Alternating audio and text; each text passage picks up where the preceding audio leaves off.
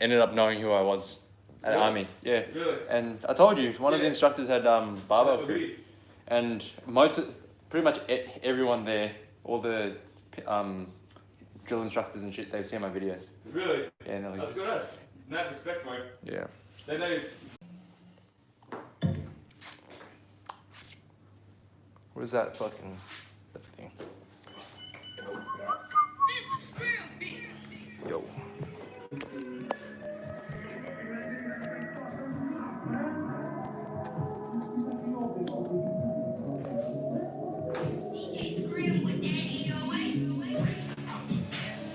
Ask some questions. Volume down a little bit.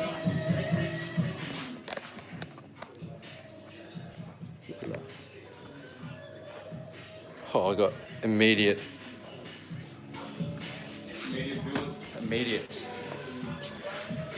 People want to make gains today. Welcome. You guys, can you guys send me some tips? Some tips, and I'll take. Take off the hoodie, sorry. Pull the volume down a bit.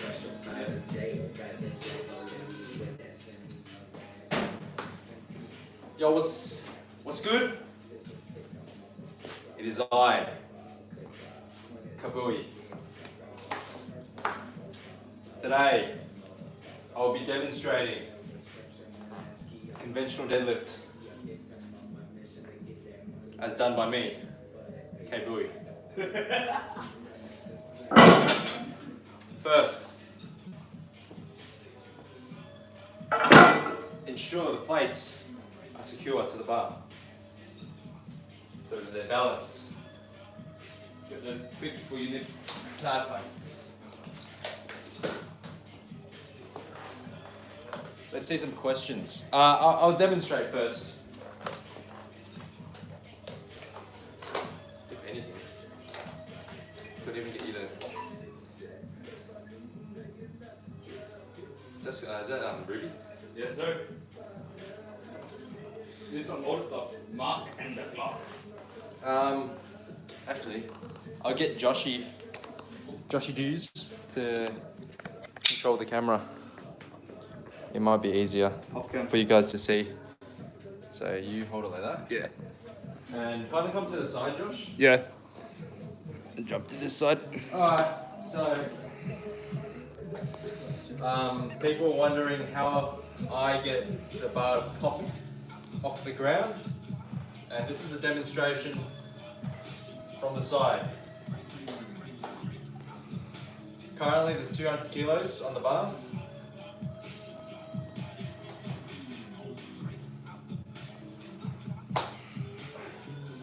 Starting position. First, my feet. I have them roughly shoulder width apart.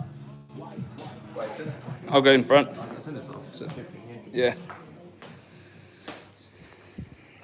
So from the front, Let's see from front. you see my feet. Generally they're around shoulder width apart. And what I do when I get to the end of the bar, I try to come to the side a bit. I find where my foot is mid-bar, and I can track my knees slightly in front of the bar, like so, right? And what this does is that it recruits the quads, and why that's important is because the quads are probably one of the largest muscles in your body, so you want to use it when you lift. So I have that tracked in front of the bar. The more your knees are back, and the less distance there is from your knee joint to the bar path, the less quads you're going to recruit, and the more posterior chain you're going to be using for the lift. So, recording from the side, take a big breath at the top. Make sure that the belt is on properly. That's super important when implementing the grip and rip style. Big breath. Tense your muscles. I generally do this. Tense my arms, my legs. bring it up. You can let it down easily or just drop it like me. But as you saw, as I come down, I'm braced, muscles are tight, and then I just, another point. When I'm down at the bottom of the bar here, my arms, I'm bending down a bit more than I need to. So there's a bit of wiggle room here for my arms to create a small amount of movement in my body before pretty much lifting the weight. So it's kind of like this, right? And because the bar is really sharp, it automatically catches on my hands. But what that movement does, it produces some instantaneous energy as soon as you start pulling with the bar, more than if you were to start pretty much still, if that makes sense. So what I mean by that is that instead of coming down, gripping the bar, and having zero distance on the stiff bar, say, and just pulling like this, you're starting at, let's say, 0 force. I'm not going to use physics terms, I'm just going to explain it in layman's terms, right? And let's say if I have my arms bent a little bit, and then I shoot into the bar, right? And I need 100 strength points in order to finish the lift. But I've started the lift with 20 strength points. So I only have a remaining 80 strength points in order to complete the lift. Right, so you're starting off with more pop, with more power off the ground, and you'll notice that the most experienced lifters that you see, Larry Wheels, Dr. Deadlift, that equation or that type of formula and the theory behind that, I explain braking inertia and all the physics behind it in one of my other videos. But you see that all of these guys, they lift with explosiveness, right? I'm gonna get Josh to lift next. How much? Okay, yeah, I'll just on the 200s. 200? Alright. This is a training session. So I wanna get Josh lifting too. I'll answer questions as well. I'll check the volume up for you.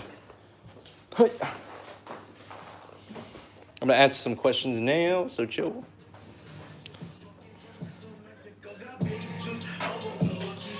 Shout out to Hades. Alrighty. Let's watch Josh lift. 200.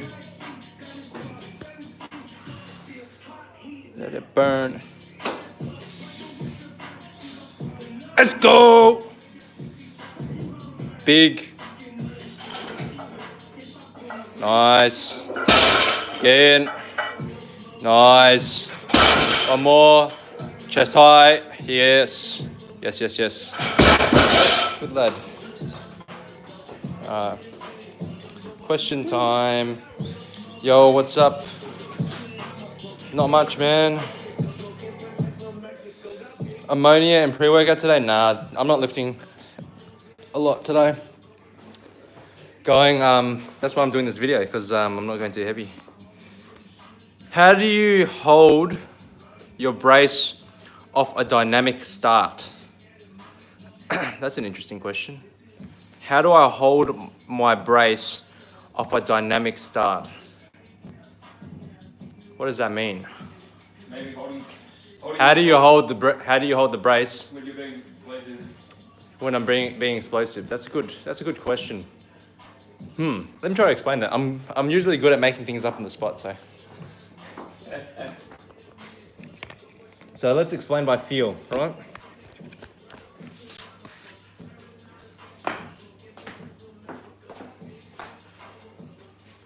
So, how do I hold the brace and remain explosive? I'm going to use that as the question.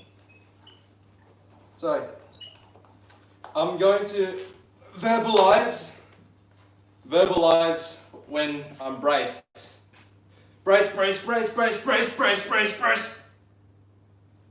And go through with the lift. So, I would say brace on the way up as well. Apologise. So as I'm pressing out, I'll say brace. Brace, brace, brace, brace, brace, brace, brace, brace. So you want to continuously force pretty much your stomach and tighten your lower back up throughout the entire thing. So you're coming down tight and you pretty much shoot your body upwards, right? So I'm braced from the side. My arms are usually shoulders over, like so. And why I do that, I explained in one of my other videos. I'll explain it quickly here. So, alright. Hopefully that explains the bracing thing. Pretty much brace from the top. Pretty much like you're about to take a shit the whole time. Or getting punched in the stomach. Yeah, all that. Like as if you're about to get punched and you're just doing a downward, outward brace the whole time. If you breathe up when you're bracing to lift, you're doing it wrong. You want to breathe down, tense your abs. I generally tense my glutes, my everything. I tense my entire body. And why that is important, because the deadlift is a full body exercise. And you'll notice that for me, if I lack on my accessories and I just do deadlifts, my body composition is maintained just from doing deadlifts, because it recruits most of your muscle fibers. So from the side, I'm gonna move this back here so people can see. Am I visible? Can you aim the camera down a bit? Cool. Yep, that's good. Okay. So let's use the spar fruit as an example. Okay. So what's the starting position from the side, and why do I do it? So starting position from the side, tight, right? And a lot of people want to know what's the position on the ground, right? It's not just if I can pick it up from wherever. So when I come down, I generally bring my shoulders forward, brace the belt, and this is usually the starting position. So around here, right? Let's say, for example, I keep my back straight and my shoulders back, yeah? You see my hip angle? It's much, it's more closed off than if I were to do this. You can see the difference right there, right? When I do this, the hip angle closes. When I hunch over a bit, the hip angle opens. And why that's important is if my back were to be straight from having my shoulders slouched over, the bar would be almost at my knees, right? Versus if I were to be like this, back straight, open my hips, back straight. So I'm cutting out almost a foot potentially of range of motion depending on my body composition, right? Why that's and also it's a technique that requires you to recruit a lot of your upper back, because obviously if you're pulling from a bent over position, you need your belt on extremely tight to keep your insides from shifting around, especially your discs, your spine from floating and hurting you. So tight belt, strong upper back, because guess what? Even when you pull the bar to here with your curved back, you're going to need upper body strength to bring your shoulders all the way back. So to sum that up, shoulders forward, brace the belt, come down, pull really hard, and once it gets past your knees, a lot of people from that position are already quite strong because it's like a rack pull at that point. So you're creating additional efficiencies from parts of the lift that some people don't even know. That some people just pull religiously straight back and they're like, oh fuck, I'm not as strong as I could be. Or they just move to sumo because of comments.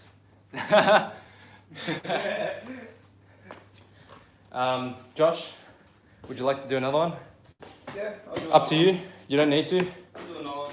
I'm gonna answer some questions.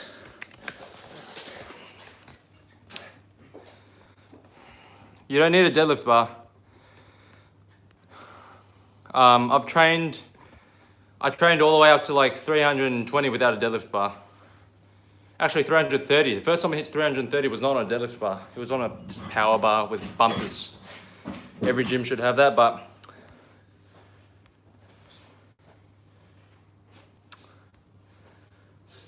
is it optimal to keep, you can put the volume up if you want, man. Oh, no, it's all good, man.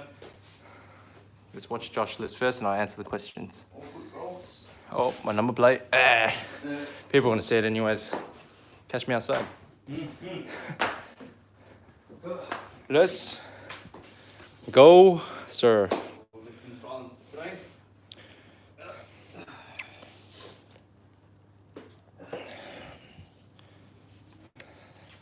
A moment of silence.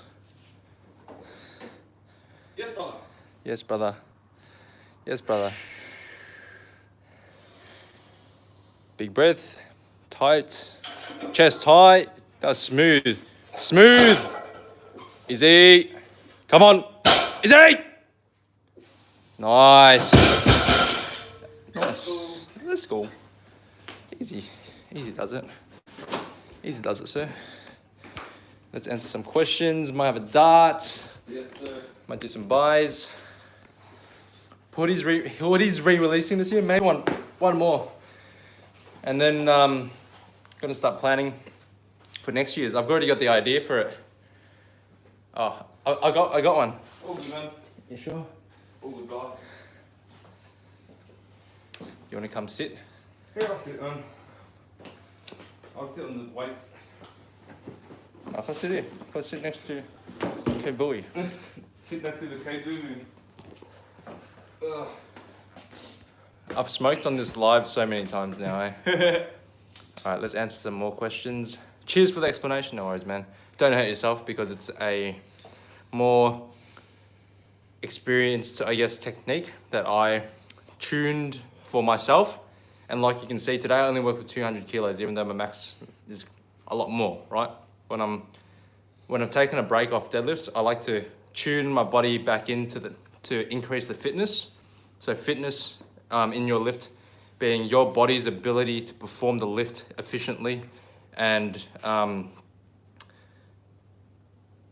as it should, especially when you've done it frequently previously. It won't be the same if you've taken time off doing it. So is it optimal to keep pressure on the outside of the foot in order to facilitate more glute activation and reduce arm movement between hips and bar? So that's actually a really good question, and probably something that I should have touched on during my explanation. I'm gonna do it here. They can see it perfectly, anyways. Yeah, I can see it. Excuse me. Just like here.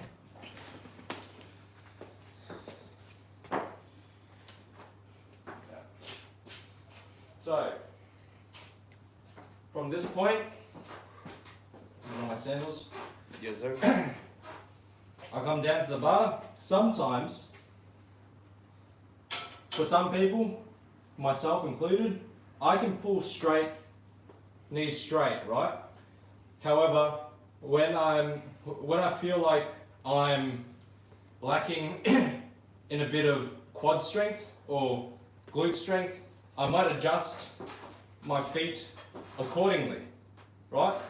And I think it just comes down to personal preference. Sometimes you might see me putting my feet closer and bring my knees out in order to use more quads.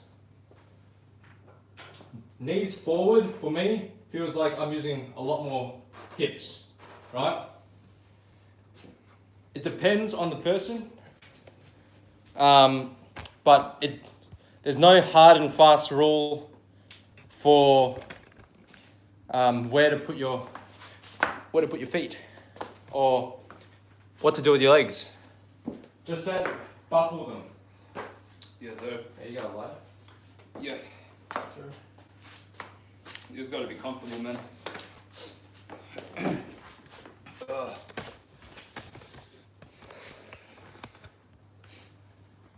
Oh shit.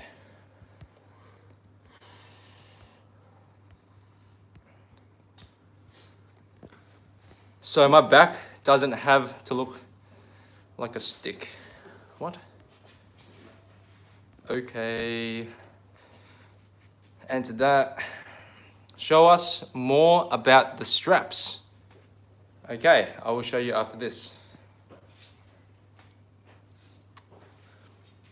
At the moment, I'm using an Ohio deadlift bar. So it's not a Texas deadlift bar. Oops.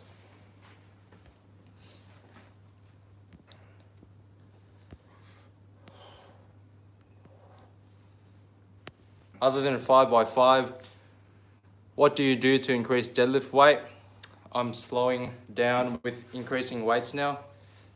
If you haven't tried this already, attempt your 5 rep max.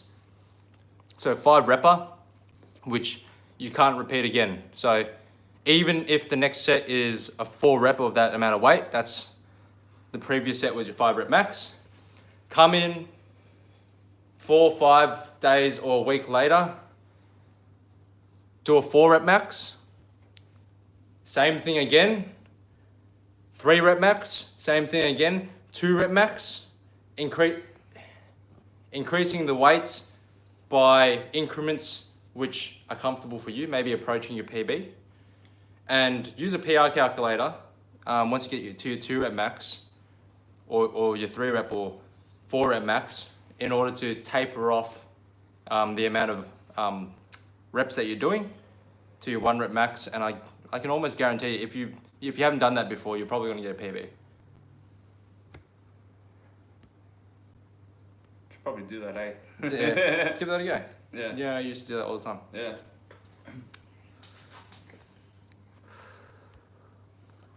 No worries, man.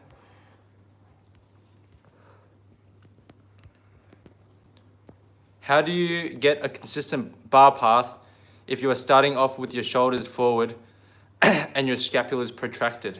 That's a good question. How do you keep consistent? You do it the same every time, right?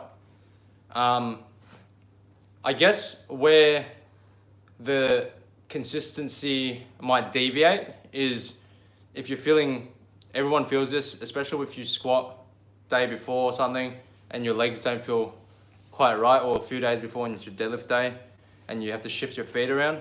I guess some of that efficiency will be decreased, and that's just the way things are, unless you're doing a specific training cycle which is deadlift orientated and you can produce the same result with each session.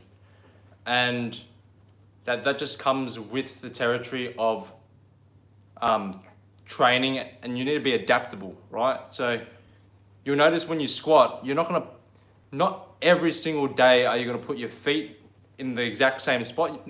I bet none of you, or I bet a lot of you haven't realized this, because it took me a while to realize as well, that you would automatically shift your feet, point your knees in a certain direction, place the bar in a certain place on your back when you squat, do little different things to adjust while you go through different training sessions. And that's because your body, before you can even think about it, is trying to avoid hurting itself and finding a way in order to produce more power, right? In order to not die when you're performing a lift. And if you're conscious of this, if you're aware, then you can incorporate this into your training cycles. And when you come in for your squat session, maybe for your deadlift session, oh yeah, I'm going to expect this. So then you can adjust accordingly, right? And it's not the same for everybody because everyone's different. Some people can remain consistent like that. Good for them. But that's not everyone. Let's fuck man, there's a lot of questions. Shit.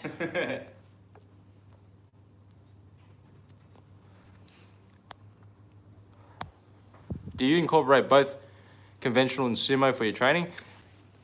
The answer to that question is when I can't pull conventional, that's when I pull sumo. So when I'm too sore or something to pull conventional properly, like really, really fucked, then I'll pull sumo. And on days which I felt really shit, that's when I pulled sumo and a fuckload of weight. Like, otherwise I just do conventional. So technically sumo is an accessory. Hopefully I don't hurt feelings. You know I'm joking. I train people who do sumo, so it's all fun and games. Structurally, I should be deadlifting with my toes flared, but I feel stronger with my feet forward, closer together. Is it optimal to keep this stance and not be able to maximize glute activation?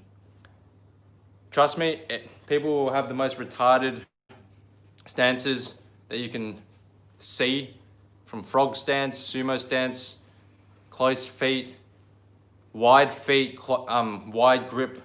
It's personal preference, and it takes time to find the most efficient one for you. And once you find it, try to stick to it as much as possible to practice that repetition over and over again. It's like any other skill set. If you don't repeat it in the same manner, then you can't perform it, especially when you're in a high pressure situation, especially when it's like a PR.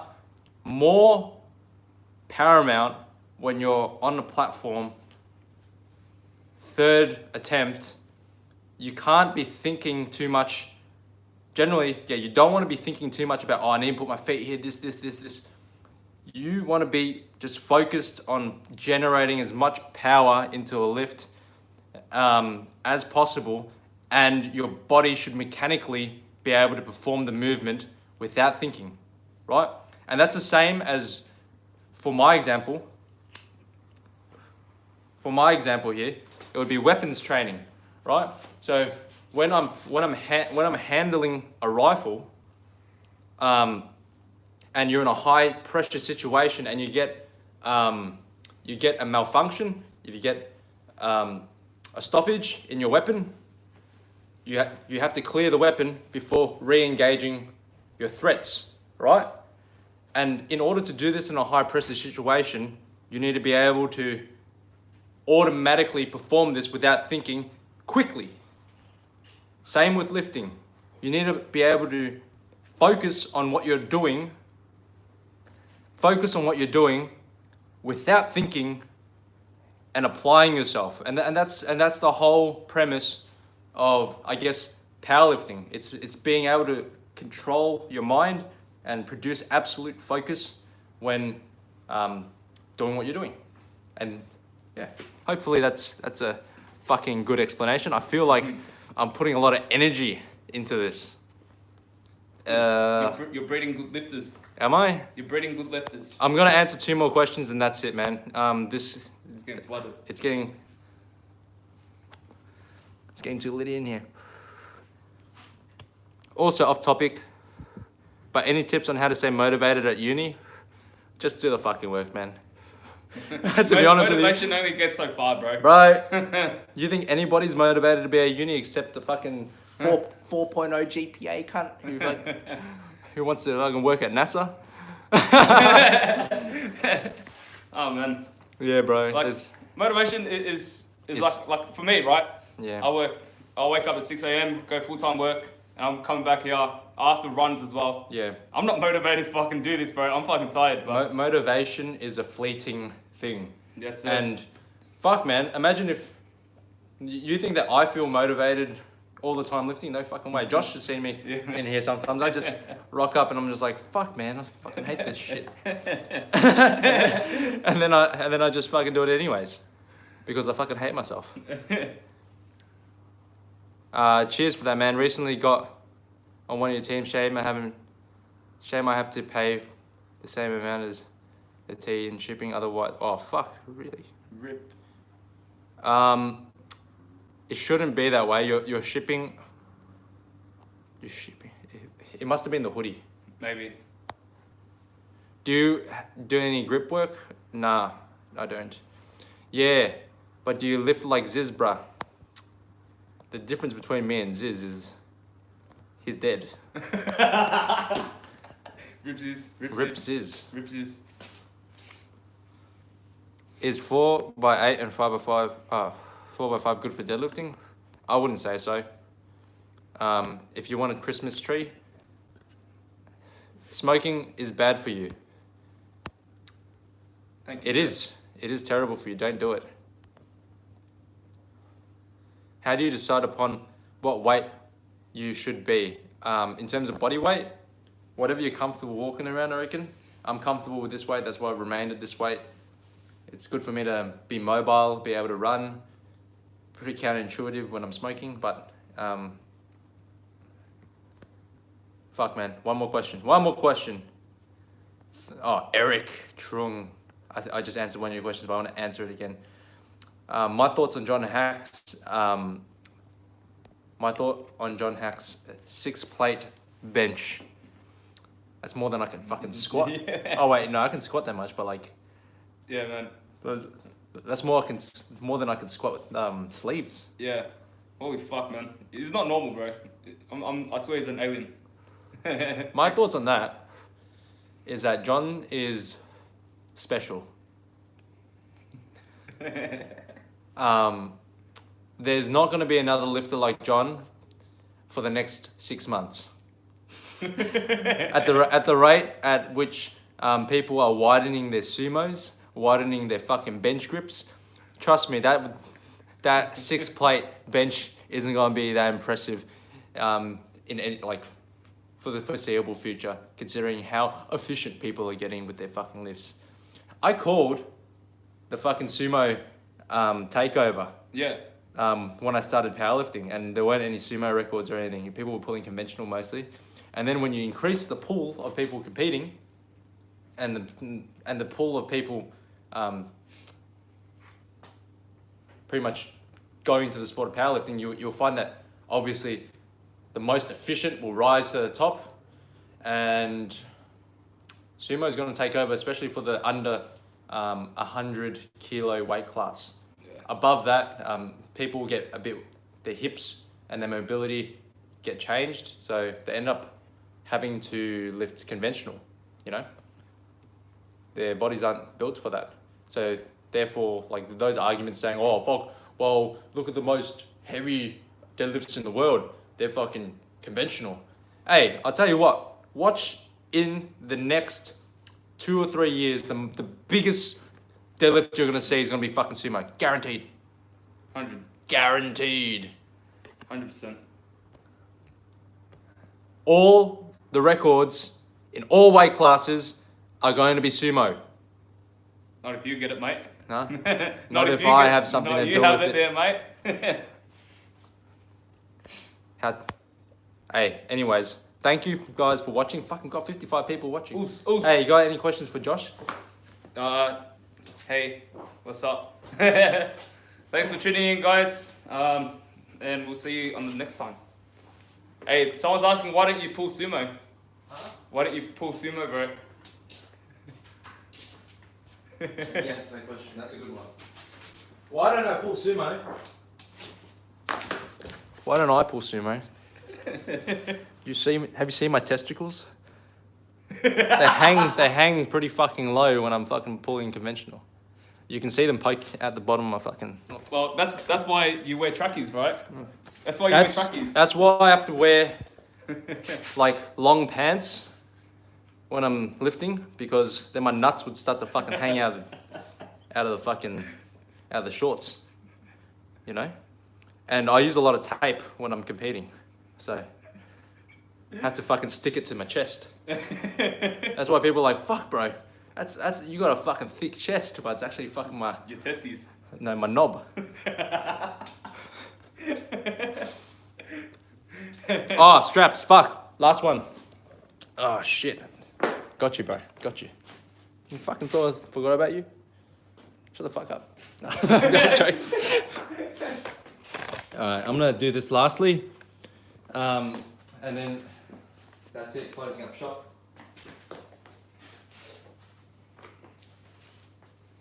Do you think this is an enjoyable stream? It is. It is.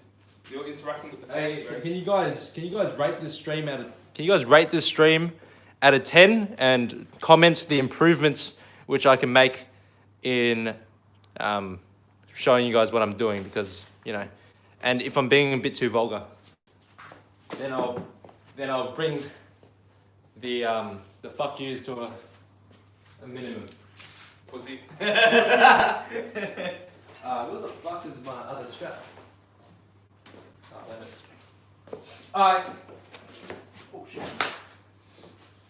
Let's do some straps. Okay. So this is how I do my straps. Make sure that they're fucking tight on your wrists. That's super important. Next, the bar. So generally I start with both my hands over, straps under, hands over, straps under, both of them, and I do them like this, right? I don't fucking do this shit because that makes zero fucking sense, because you're gonna be doing the same like with one hand anyways. Imagine trying to like do this. I'm gonna get my straps on like this, with one hand like this, and then one hand like this. If you can do it with one hand, do it with one hand with both hands. Don't be a fucking... I feel attacked. I do it that way. I feel attacked. Just do it like this, Josh. Alright, so you get the straps, bring the strap here, your starting point. You want it to be where you want the bar to catch, if that makes sense. So I generally want the bar to hang at a certain amount, and I get that first loop over, get that tight, and then bring it once under, and that's it. So there's literally one loop that goes around like that, and then that's all, right? From here, I've got one finger on this strap, the other finger on the other strap, and generally these two fingers should be enough to hold all the weight, and the strap does the rest of the work, right? So why do I do this?